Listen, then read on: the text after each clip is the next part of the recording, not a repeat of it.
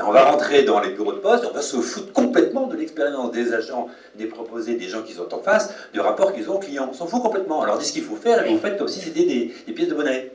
On va absolument pas s'intéresser donc à la capacité d'innovation en matière de service liée à la qualité de cette relation de service. On va continuer à relever d'un travail prescrit qui va renvoyer à un espèce de néo-taylorisme.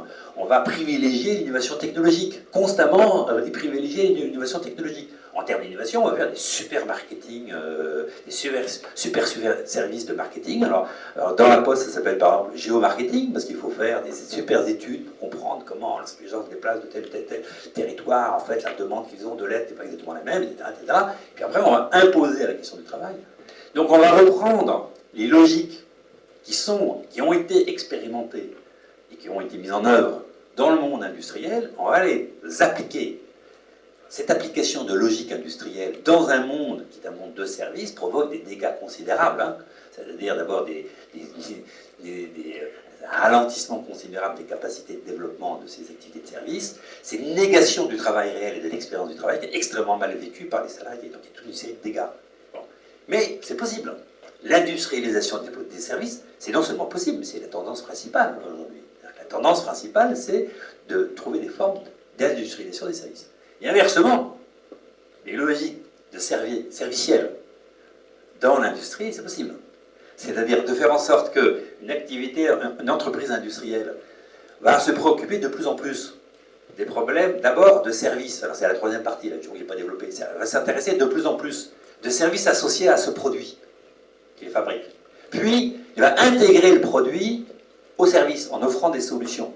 Fait que le produit lui-même, il est conçu au regard des services qui sont coproduits par l'entreprise originellement industrielle. Et à ce moment-là, le rapport à l'expérience de travail, les logiques servicielles qui s'enclenchent, transforment l'entreprise industrielle. Et c'est là où comment dirais-je, il peut y avoir un lien avec ce que tu disais en termes de qualité, de singularité, parce que cette fois-ci, effectivement, la qualité, elle va être moins l'objet, moins l'artefact lui-même, que les conditions d'usage de cet artefact, c'est-à-dire les relations, les ensembles, ce que j'appelle les solutions, c'est-à-dire les agrégations de produits, d'artefacts et de services qui vont se conjuguer. Et à ce moment-là, l'entreprise industrielle, elle passe à une autre logique, une logique servicielle. Et effectivement, la logique de développement n'est pas la même, les principes de gestion ne vont pas être les mêmes, les principes de rapport au travail ne vont pas être les mêmes, les principes d'organisation du travail ne vont plus être les mêmes, et à ce moment-là, la logique économique de l'entreprise n'est plus la même. En d'autres termes, en termes analytiques, pour analyser les choses, pour venir comprendre le fond des choses, on a intérêt à séparer dans l'analyse la question de l'activité manufacturière de l'activité de service, en termes d'activité. Après, en termes de dynamique, c'est-à-dire de logique, on a intérêt à distinguer la logique industrielle de la logique servicielle. Et de comprendre en quoi ça renvoie à des places du travail qui ne sont pas les mêmes, et ça renvoie à des dispositifs institutionnels qui ne sont pas les mêmes.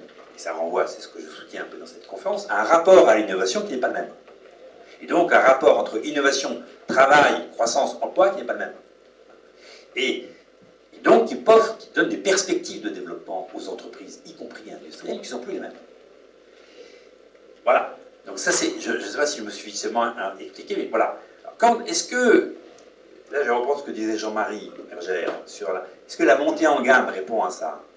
La montée en gamme, si on entend par montée en gamme le passage à des solutions produits-services, je pense que ça y répond. Si on entend par montée en gamme ce que l'on entend aujourd'hui sur vous n'êtes pas bien positionné au niveau automobile parce qu'il faut faire des BMW et pas faire des milieux de gamme, donc si on entend la montée en gamme de type industriel, non. Là, non. Parce que ce n'est pas la montée en gamme de produits industriels qui va donner une réponse aux problèmes qui sont devant nous.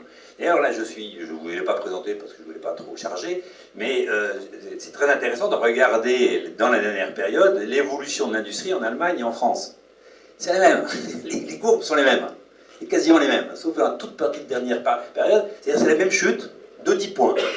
Dans la structure des emplois, de 10 points.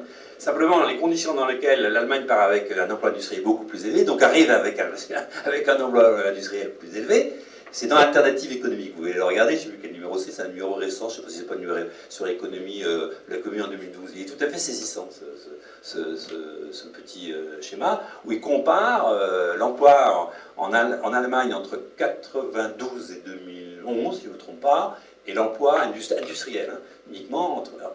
La courbe est extrêmement proche. Alors, il y a un décalage qui correspond aux conditions dans lesquelles, par exemple, dans l'automobile, les Allemands ont obtenu une gamme. Mais, en d'autres termes, c'est pas la question de la gamme, à mon avis, la montée en gamme, elle va renvoyer aux conditions dans lesquelles les activités industrielles se répartissent entre les pays européens. Le partage entre ce qui se fait en France et ce qui se fait en Allemagne sur cette gamme.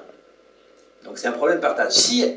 Si par bonheur, pour les Français, la France, l'industrie française va vers le haut de gamme, autant on l'entend là, en termes de produits de haut de gamme, eh bien, du côté allemand, ça va baisser.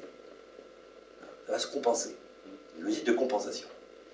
Si, par contre, si on entend la question de montée en gamme, de la capacité d'associer à des produits, des services qui rendent leur usage très différent, nouveau, renouvelant, si on passe effectivement à des questions dans lesquelles s'intègrent des produits et des services qui donnent des réponses plus pertinentes aux ménages, alors à ce moment-là, ça donne des nouvelles perspectives au développement. Et alors là, je suis d'accord avec toi. À ce moment-là, je suis d'accord. C'est ça qu'on appelle... Alors c'est ce que j'appelle les solutions, l'économie de la fonctionnalité.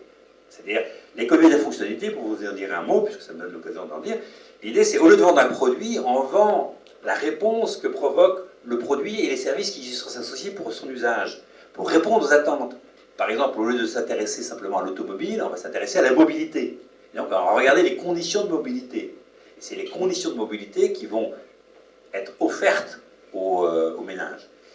Effectivement, on ne va pas concevoir ensuite le produit de la même manière, parce que comme le produit, il est immédiatement pensé par rapport à son usage et aux services avec lesquels il va s'intégrer, ben, la conception n'est pas la même. On le voit tout de suite.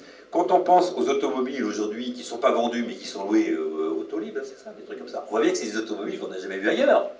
C'est-à-dire qu'ils sont conçus dans un rapport complètement différent, parce qu'ils sont immédiatement conçus par rapport à l'usage, au service qui est rendu. Et on voit bien que là, le produit s'est mis au service du service, immédiatement, dans sa conception même.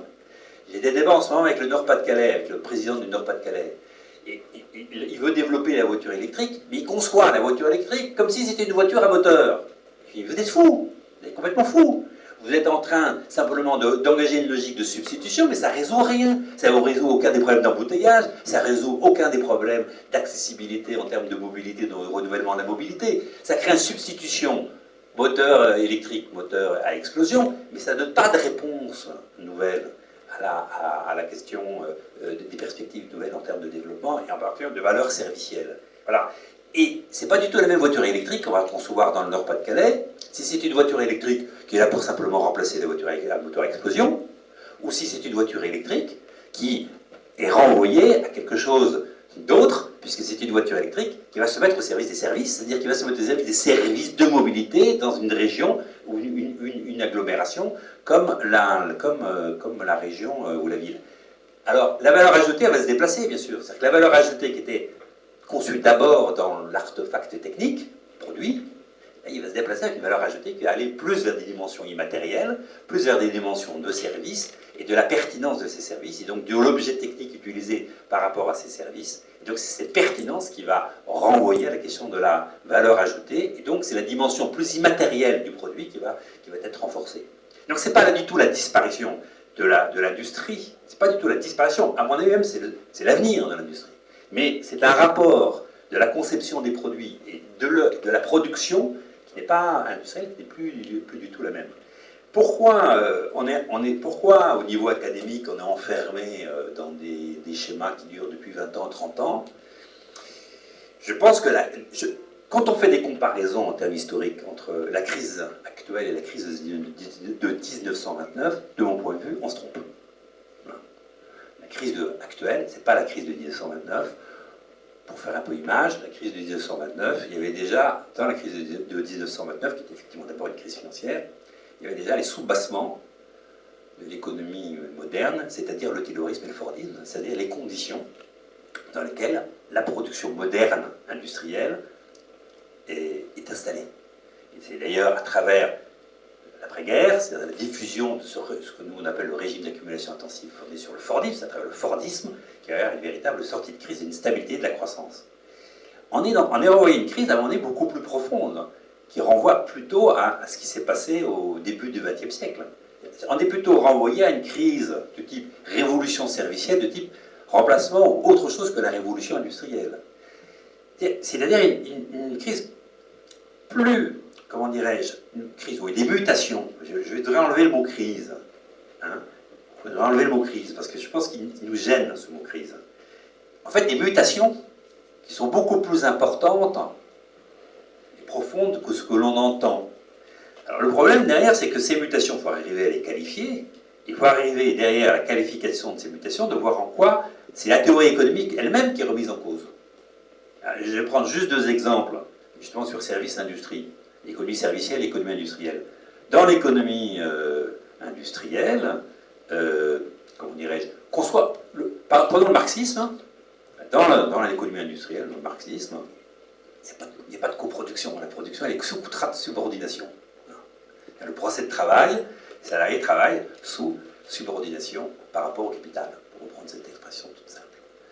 Dans la situation actuelle, c'est beaucoup plus compliqué.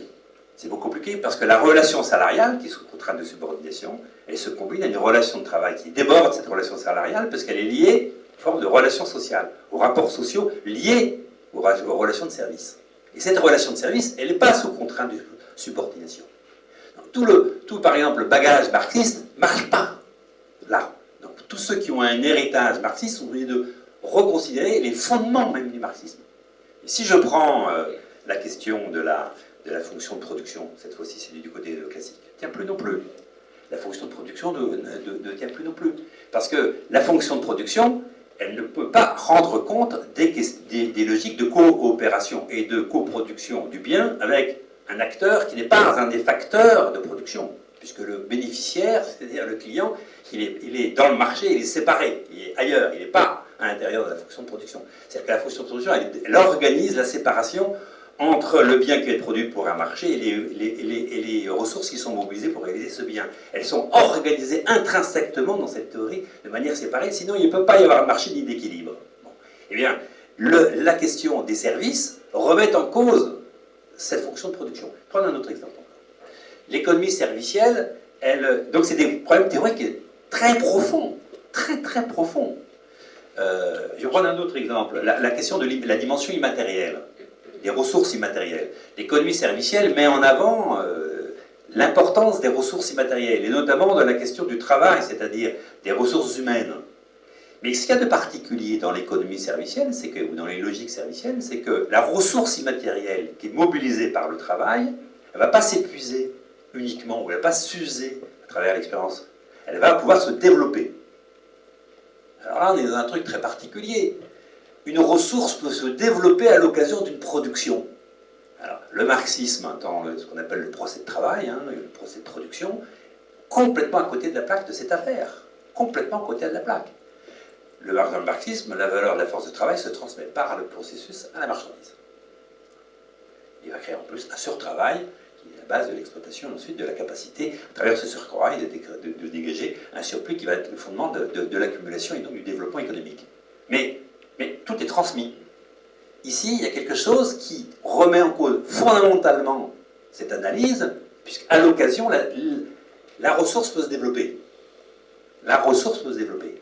Et c'est exactement pareil dans l'analyse néoclassique. Les facteurs de production vont se développer à l'occasion de la production. Alors, vous voyez bien que tout d'un coup, là je prends juste ça, hein, mais je pourrais les reprendre les uns après les autres, on a quelque chose qui remet assez profondément, c'est pas assez, je pense de manière radicale, extrêmement profondément, les questions qui relèvent des sciences économiques, derrière la gestion.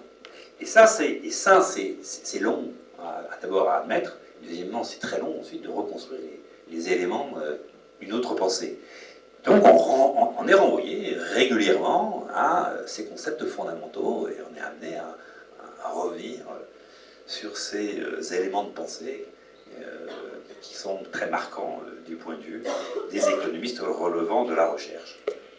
Voilà sur les trois choses que je voulais sur lequel je voulais revenir.